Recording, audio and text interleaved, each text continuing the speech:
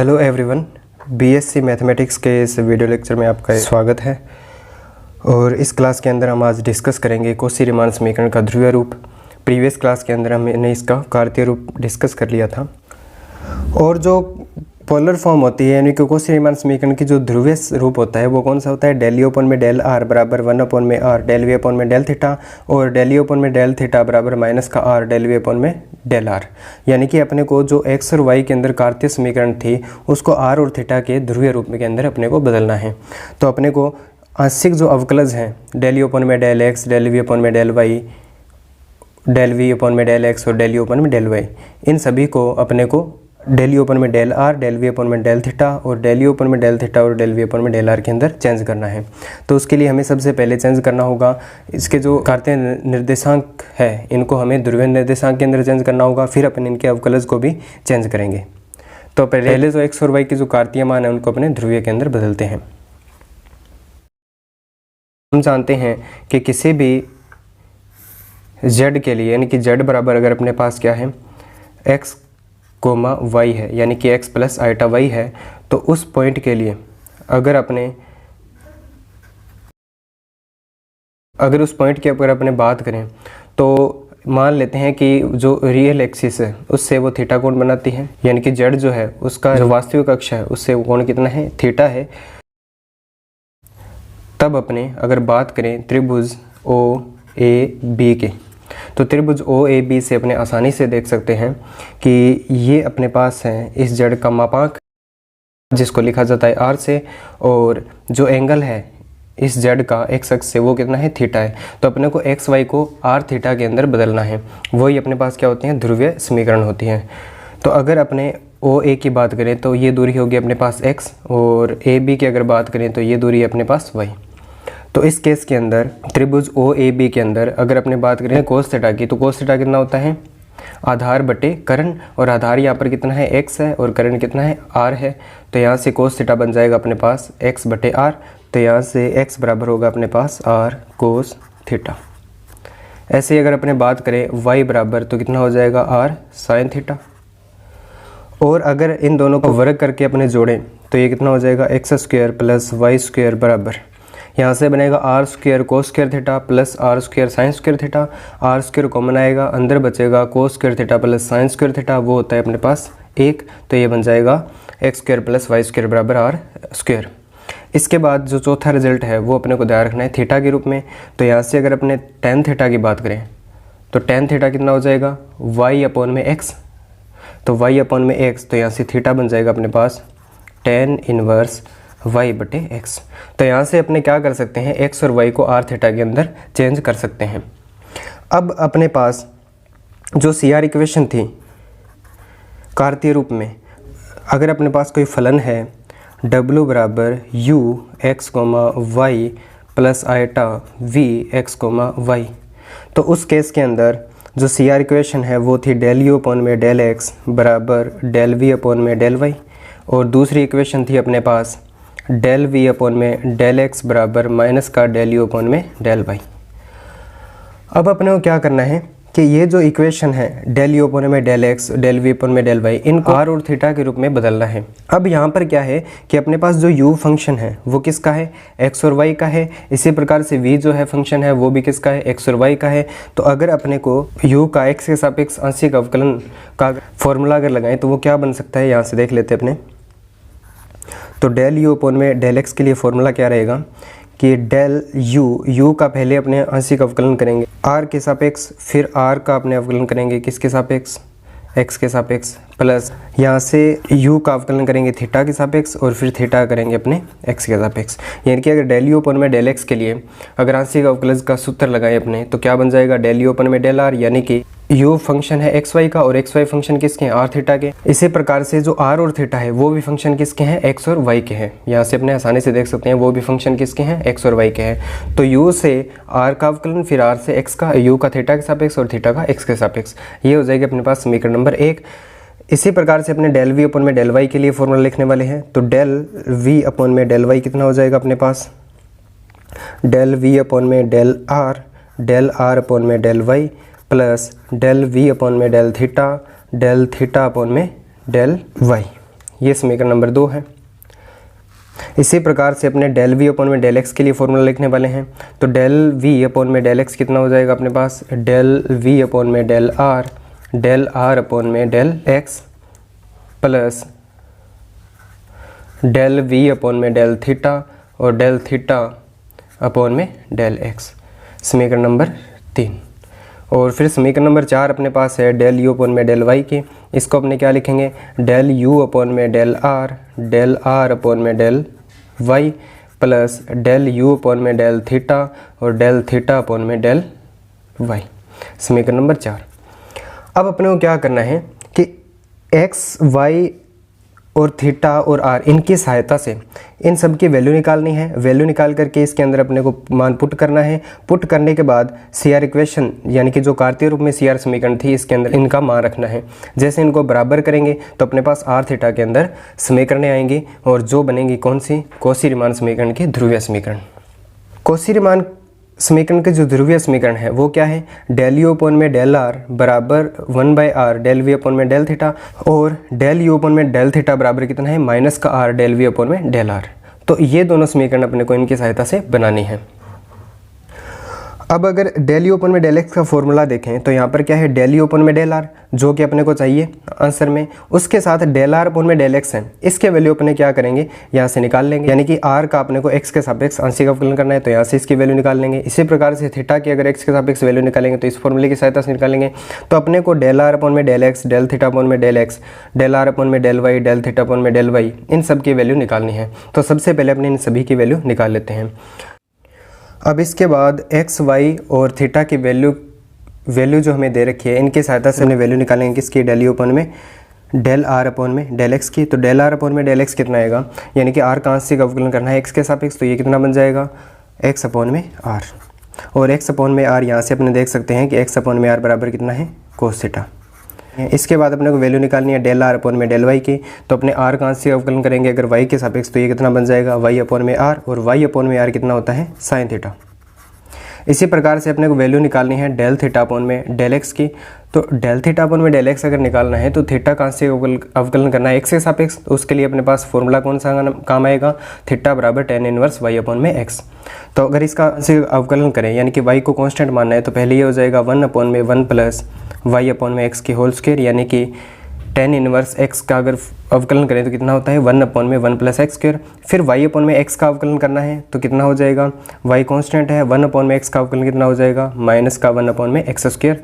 जब इसका एलसीएम लेकर के हल करेंगे तो एक्स स्क्वायर से एक्स स्क्वायर कैंसिल हो जाएगा, ये बचेगा अपने पास माइनस का y अपॉन में x square plus y square.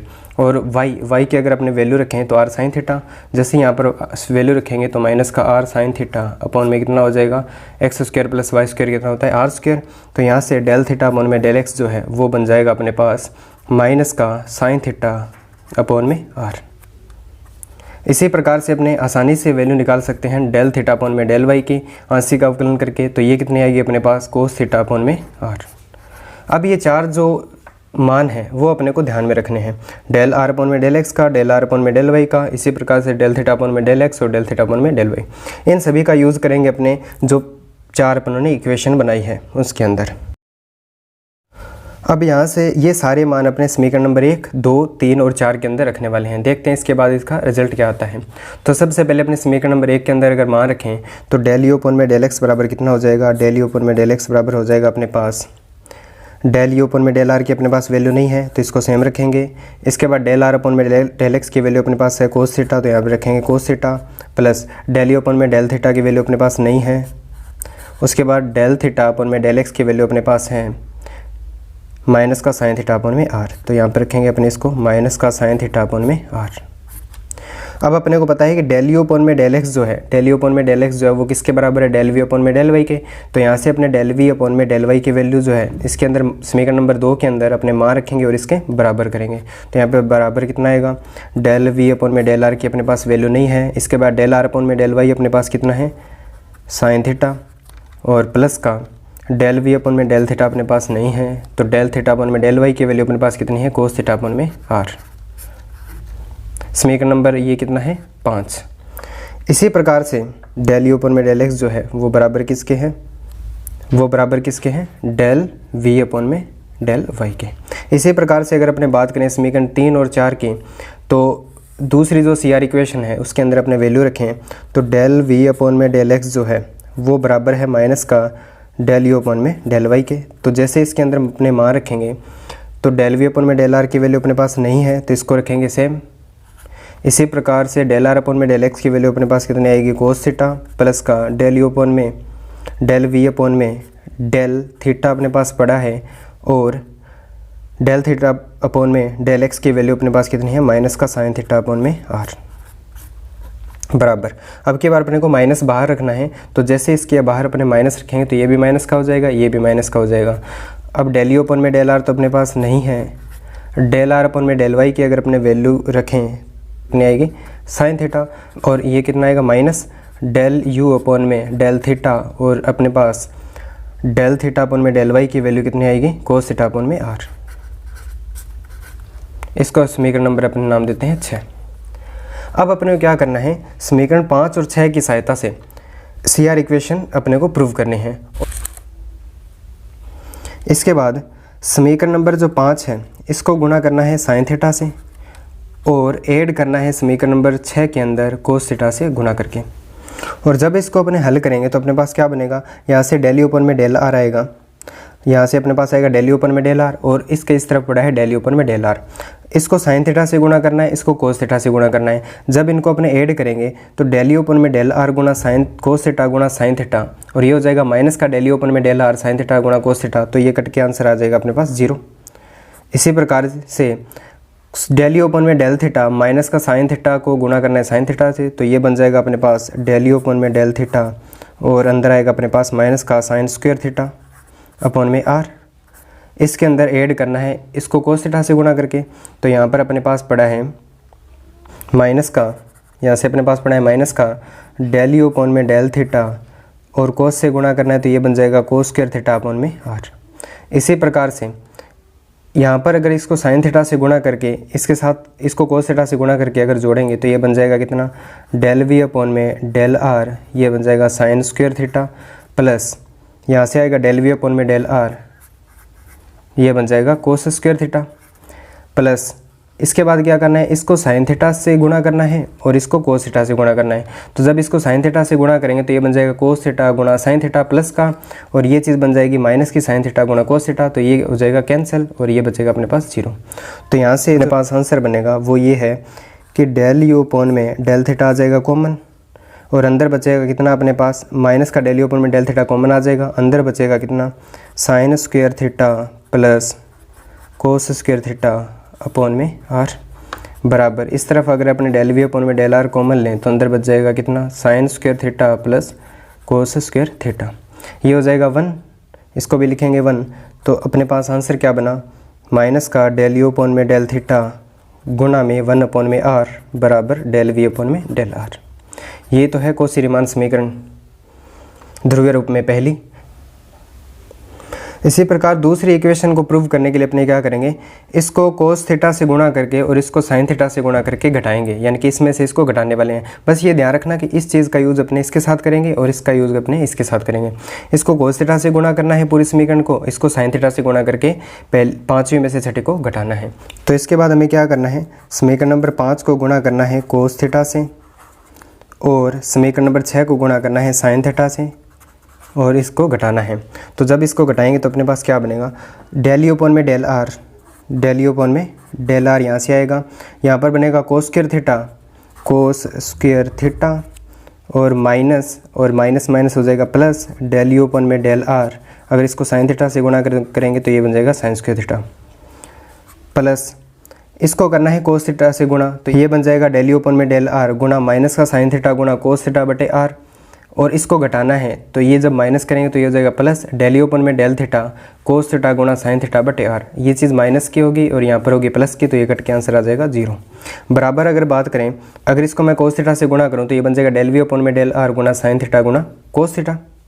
इसके अंदर से ये घटाना है साइन थीटा से गुणा करके, तो डेल वी अपॉन में डेल आर को अगर कोस थीटा को अगर अपने साइन थीटा से गुणा करेंगे तो ये वैल्यू हो जाएगी माइनस की, ये वैल्यू प्लस की, ये कैंसिल हो जाएगा और 0 आएगा आंसर अपने पास।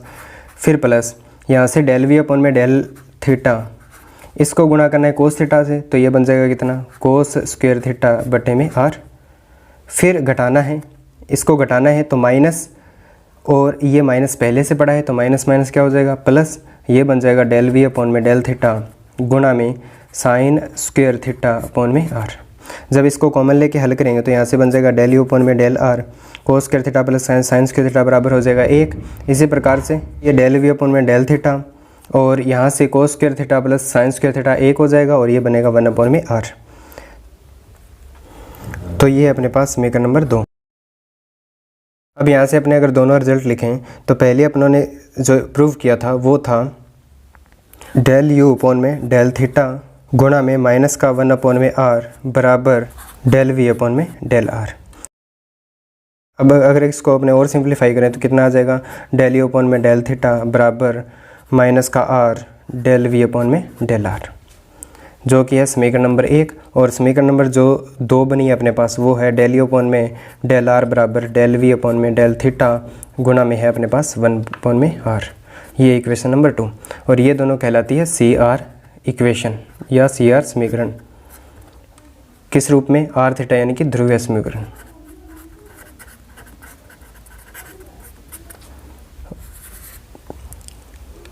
और ये अपने को प्रूव करना था।